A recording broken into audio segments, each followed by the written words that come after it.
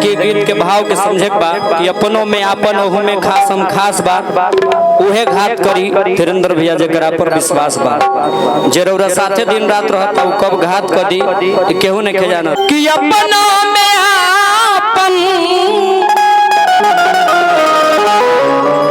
अपनों में आपन अरे ओहू में खास हम खास उहे घात करी जेकरा पर विश्वास उहे घात करी जेकरा पर विश्वास अपना में आपन अपना में आपन ओहू में खासम खास उहे घात करी जेकरा पर विश्वास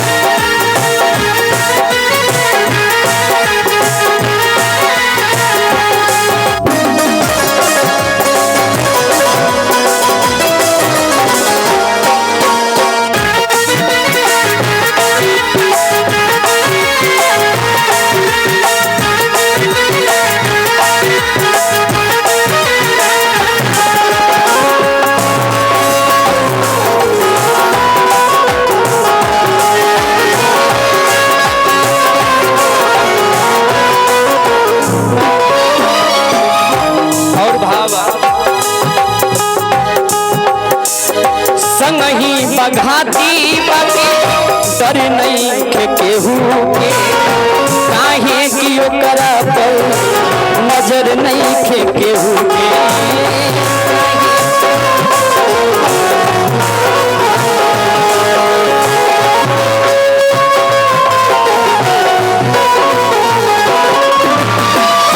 संगही बघाती बाकी डर नहीं के केहू के काहे कि ओकरा पर नजर नहीं खे केहू के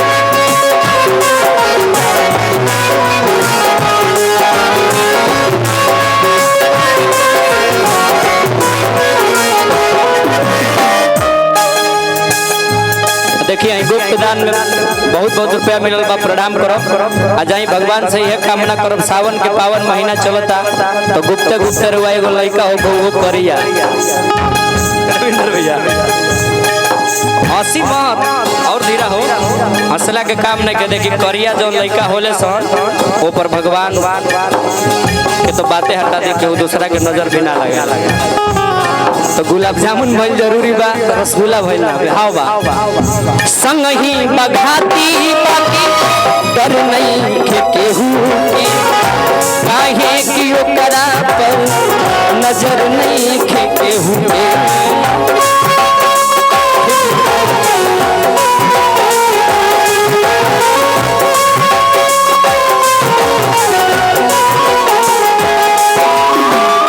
संग ही बघाती डर नहीं खे केहू के डर नहीं खे केहू के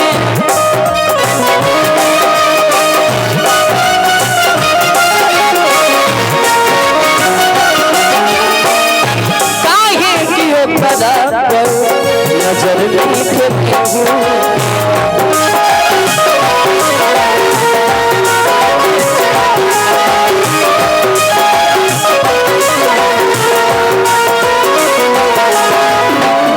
संगही बघाती डर नहीं खे केहू के काहे कि ओकरा पर नजर नहीं खे केहू के दिन रात रउआ साथ ही रहता तो रउआ नजर कैसे करब लेकिन जब मौका मिले मौका के ताक में मौका के ताक में रउआ साथे जे रहे वाला बा मौका के ताक में केहू के पास बा उहे घात करी जेकरा पर विश्वास बा उहे घात करी जेकरा पर विश्वास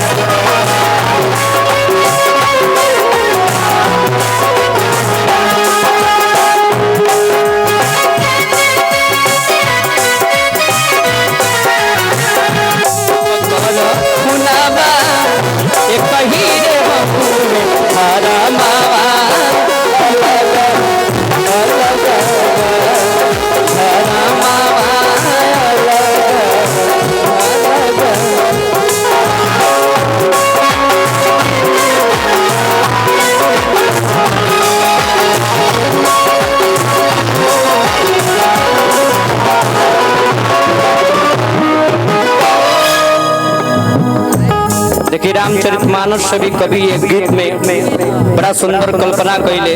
उदाहरण के तौर पर से कुछ शब्द लिख ले। रावण सुग्रीव रहले खास दोनों भाई, इहले सुग्रीव जी राम से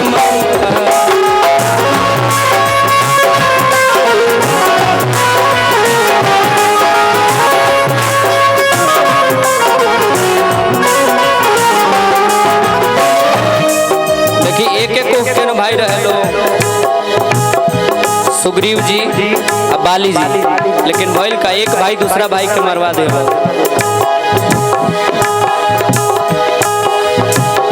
बाली सुग्रीव रहले खास दोनों भाई हो, खास दोनों भाई।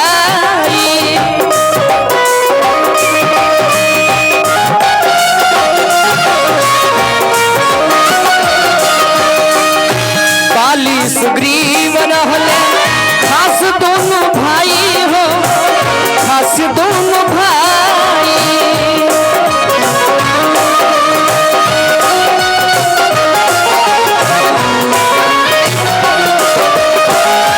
इहले सुग्रीव जी राम से मरवाई हो।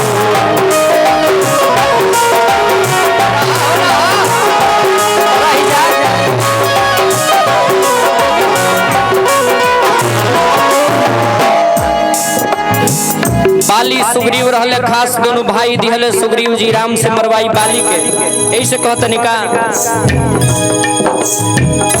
अपने से आस बा,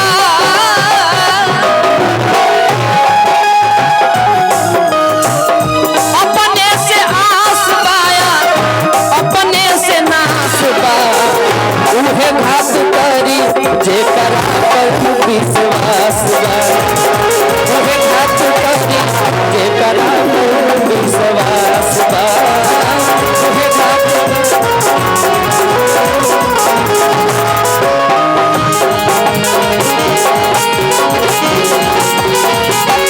हम का करें?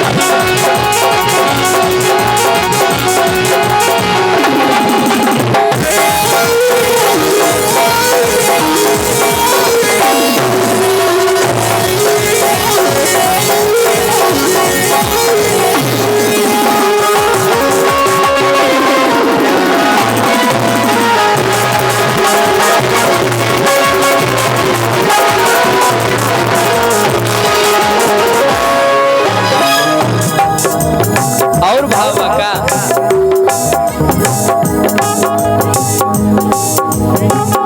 रावण न कैले विभीषण पर शंका, यही से तजर गई सोनवा के लंका।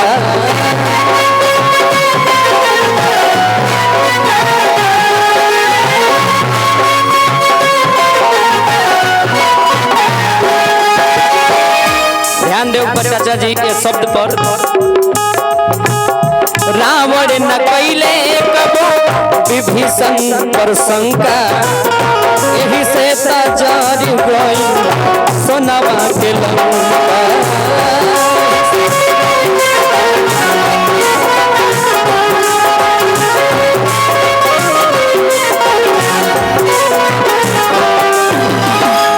मर गई